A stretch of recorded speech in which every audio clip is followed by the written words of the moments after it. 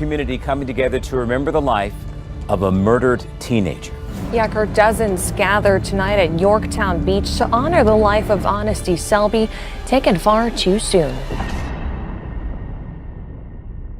When a young woman went missing, there was mass panic, and it wasn't too long before they figured out that she had been murdered. But it's why she was murdered and how her body was found that are the most shocking and unusual things of all. Honesty Selby was an 18-year-old girl from Williamsburg, Virginia. She had not lived in the town for too long, but she was getting settled in, making plenty of friends, and attending school at the War Hill High School where she was a senior. Honesty had a lot going for her. She was incredibly social and found that making friends was easy, with them being captivated by her friendly and warm demeanor and her light-hearted jokes. She was driven, passionate, and loving, a winning combination in anyone's book. She has such a good spirit about her that like little children and babies would just flock to her. When it came to boyfriends, Honesty had had her fair share. She was a beautiful 18-year-old after all, and the number of people who wanted to be with her seemed to grow by the day. But it was a 21-year-old man named Andarius McClelland that she was in a relationship with. It was nothing stable or serious, and they were very on again, off again, but they seemed like a pretty good match. But the truth was, they had only been dating for around 60 days before things started to go wrong. On January 11th, 2023, Andarius sent Honesty money so that she could get an Uber from Williamsburg to his apartment in Newport News, a journey of around 20 miles. He shared the apartment with his brother, though Honesty didn't have an issue with that. Honesty happily jumped into a rideshare vehicle and made the half-hour trip southeast to the apartment. She arrived there without incident, and when she got there, Andarius suggested that they go for a ride in his car. They could go somewhere a little quieter and more secluded in order to talk, smoke, and generally have fun. Wanting to have some fun now that she had made the trip all the way to see him, Honesty was happy to go along for the ride. For a while, they drove around, listening to music and talking. Eventually, they made their way out of the more populated areas and to the rural suburbs, eventually ending up pulling down a dark and lonely dirt track in a large wooded area in the Isle of Wight County. By then, night had fallen, and there seemed to be no one around but them, something that started to worry Honesty. Somewhat concerned for her safety and worried about what was going to happen next, Honesty discreetly sent her location to a trusted friend who was back in Williamsburg. It was a good idea, and one that made a lot of sense, but what no one could have known was that this was the last time that anyone was ever going to hear from Honesty ever again. Fast forward 2 days, and no one had heard from Honesty since that moment. It was not like her to not be in contact with her family and friends, so to get absolute radio silence from her was certainly something that raised a lot of eyebrows. Where could she be? And I was just praying that it was like she was at a friend's house, just chilling. On January 30th, only 2 days after she had gone to see Andarius, Honesty was reported missing, but she had sent her location to a friend, right? Correct, she had, but in a cruel twist of fate, that message was not received. In this day and age, when people are getting uncountable text messages, notifications, and pop-ups each and every day, a few of them sometimes slip through the gaps. And Honesty's location was one such message that avoided detection until the trusted friend went looking for it. When she saw that Honesty had sent her a location, and when she checked the time and date, her blood ran cold. What did this mean? And why was Honesty in such a remote location? There were so many questions that needed answering. With this new piece of information, Honesty's family and friends all set off to the location in order to search for her. Perhaps she was still there, lost, scared, and alone. Maybe she was fine and simply taking a break away from everyone and everything. They just didn't know, but they held their breaths, collectively hoping that was the case. The alternative was too unthinkable for words. While traveling to the location, one of Honesty's family members contacted the police with this new bit of information. It seemed like something the police would want to know, but when the information was relayed, the police told the family and friends to stand down and let them investigate it instead. The property was private, and if family and friends headed down there, they risked tampering with potential evidence, or even getting lost themselves. It was an annoying development, but Honesty's family and friends knew that the police were right. They turned their vehicles around and went home, hoping that the police would have luck in their search of the area. Arriving at the site, the cops got to work slowly going up and down the path looking for any signs of Honesty. We know that there was a gate off of Blue Ridge Trail that we did find unsecured, and so we think that is how that she and whoever else she may have been gained access to this area. The authorities were diligent in their search, and they thoroughly looked for any clues or evidence that might have helped them find where Honesty was. But progress was slower than Honesty's family were hoping for, so they came and got involved in the search. Despite being advised against it by the police, they wanted to be able to help. They could move faster, and maybe, just maybe, they would uncover something that would be of use. They prayed that Honesty was alive, but after several hours of looking, a grim discovery was found, one that shook her family and friends to their very core. Potter wouldn't disclose who found Honesty's body, but Ebony says it was her, along with Honesty's mother and father. Honesty's body lay just off of the main dirt road, concealed from obvious sight by trees, bushes, and shrubbery. The fact that it was one of Honesty's best friends and her mother and father that made the tragic discovery is even more saddening, and it brought to a close the manhunt to find what had happened to her. Shaking, Honesty's friend Ebony sent out the location of the body via social media. You never want to see anything like that in your life. It wasn't long until the rest of the family and the authorities were on the scene, with cops securing the area and searching for minute clues as to what had happened to her. Her family were understandably devastated by the development, and they struggled to comprehend the beautiful girl was gone. But alongside that sadness and grief were several burning questions that needed answering. In Isle of Wight County, police say someone found the body of a missing Williamsburg teenager. The family of Honesty Selby reported her missing Friday morning, just days after her 18th birthday. And now they want to know how she died. It's clear that there was some foul play here. Honesty had not shot herself. She had never shown any indication that she was not happy or didn't want to be here, and she had had a zest for life that was infectious. So it was clear that what had happened to her was not by her own hand, which left just one glaring conclusion: she had been murdered. But by whom? Many signs pointed towards Andarius, but because their relationship had been so casual, many of Honesty's family and friends didn't even know about him, allowing him to fly under the radar and avoid any suspicion. So for her family, this was a devastating mystery that seemed to have no answer. Oh, just her being here. I'm just gonna miss her, period. She's just supposed to be here.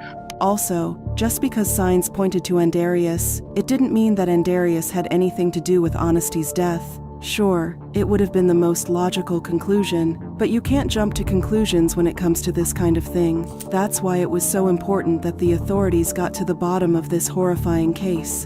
The police started off by searching Honesty's phone records. They found that it had last been used 8:30 on the night of the 11th January. Captain Potter says the teenager's phone was last used around 8:30 Wednesday night, but investigators aren't sure it was Honesty who used it. But if it wasn't Honesty who had used it, who else was there to have had access to the device? And then there was also the other obvious question of why was Honesty in that specific location in the first place? What was she doing in such a wooded and secluded area that was on private property? There's never a place that we've ever heard of her visiting or going to, anything. The truth was that those who knew Honesty best knew that she would never have come here if it meant that she was going to be in harm's way. She was naturally a cautious and even calculating person, and she would never have put herself in a position where something bad might have happened to her. It was just another puzzling element to her tragic death. She never really seemed to involve herself in anything that could potentially put her in danger. We need answers. We need answers to all this. There's so many questions, so many questions.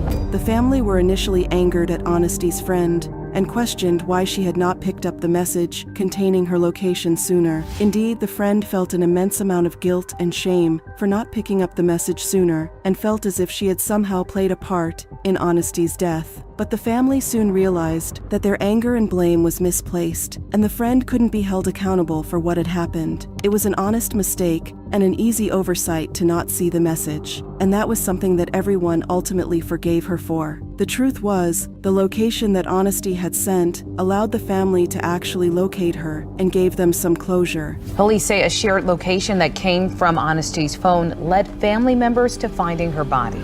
Had Honesty's friend not picked up the message, the family may never have known where she had died and where her body laid.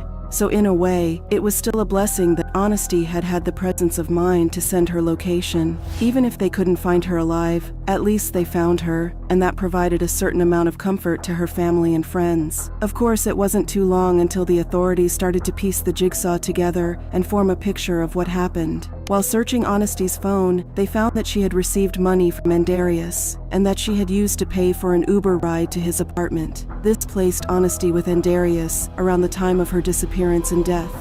Naturally, the cops went to his apartment and took him in for questioning while a team searched the property. Not only did they find his boot prints matched several that were found around Honesty's body, but the car tire marks also matched those on the dirt road. On top of that, and possibly more damning, was that they also found a gun in Andarius's apartment. A forensic analysis of it found that it had recently been discharged, and this lined up with the bullet wound and gun discharge found on Honesty's body. Yeah, Honesty Selby's family says that her death comes just days after they celebrated her 18th birthday.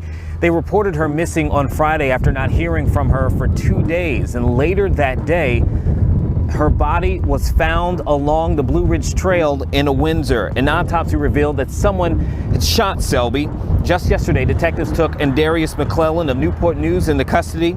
A judge arraigned McClellan this morning, and he is now in the Western Tidewater Regional Jail. But would Andarius reveal anything to the police? Would he give them any clues as to what exactly happened to Honesty? Well, when the police sat down and questioned him, what he said shocked them and left even the most experienced and battle-hardened officers shaken. Very openly and very honestly, Andarius started to talk the cops through what happened. He didn't try to sugarcoat anything or hide anything. He guided them through what happened that night, step by step. He started by saying that he had cash-apped her $30 to pay for her Uber, and that when she had arrived at his apartment, he had borrowed his brother's car to go for a ride in. But what he had also borrowed was his brother's gun, something that Honesty had not known about until it was too late. All of this was backed up by a separate interview with Andarius's brother. Interviews with Andarius's brother revealed that Andarius and Honesty were at the residence in Newport News on the 11th, and they both left together at approximately 7:15 p.m. that evening. On the night of January the 11th, she was at his apartment. When his brother got home from work, he asked to borrow the car. They then left, went to a store, and then, as was commonplace for them two, during their times together, they would look for a location to hang out and smoke marijuana. They had driven around, and he admitted that he had no intention of hurting her. They were simply enjoying time together. But upon arriving at the secluded road, they had somehow ended up arguing, and things had got heated. That's when he pulled out the gun and shot her once in the head. According to McClellan, they drove up the path. They spent some time talking, smoking marijuana, and at some point, an argument began over their relationship. Andarius tells investigators that he had the firearm on his person or in his hand at the time, and during the argument, he fired the weapon, striking Honesty.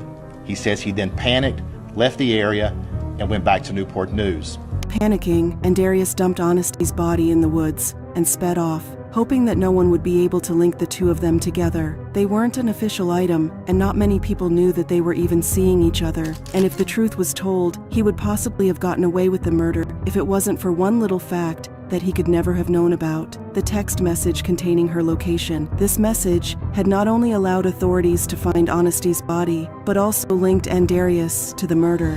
But it was the calm way that Andarius explained everything that was the most chilling thing of all. It was straightforward, very matter of fact, and it answered every single question that the authorities and Honesty's family and friends might have had. By all accounts, it was the ideal confession, one made without much prompt, and one that filled in the gaps that the police were starting to suspect. Yet it just felt so cold and disconnected that police were unsettled by everything that Andarius said. Police ultimately charged Andarius with second-degree murder, something that could potentially land him with a sentence of 25 years to life behind bars. At the end of the day, though, the family were left grieving for Honesty. The community gathered around them and tried to celebrate her life instead of mourning her passing. Community coming together to remember the life of a murdered teenager.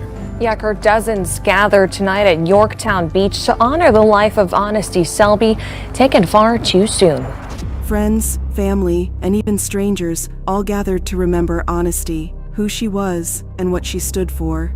At only 18 years old, she had had her whole life laid ahead of her, but it was so cruelly snatched away over a simple argument with her on-again, off-again boyfriend. They celebrated her achievements and fondly remembered everything that she had done so far in her young and bright life. Friends and family gathered to commemorate 18-year-old Honesty Selby. They played music, set out flowers, and candles were lit, illuminating the mourning faces of the loved ones left behind. But ultimately, it was thanks to Honesty's quick thinking and social media that her body was found and her killer was finally brought to justice. It would never bring her back, but that was certainly a consolation to those who missed her more than anything in the world. So now it's over to you. What did you think of this sad story? Do you think social media played a big role in helping authorities find Honesty's body? And how would you have felt if you were the friend who missed her text message containing her location? As always, we love to hear from you, so be sure to leave your thoughts and opinions in the comments section down below. Please give this video a like and a subscribe, and thanks for watching.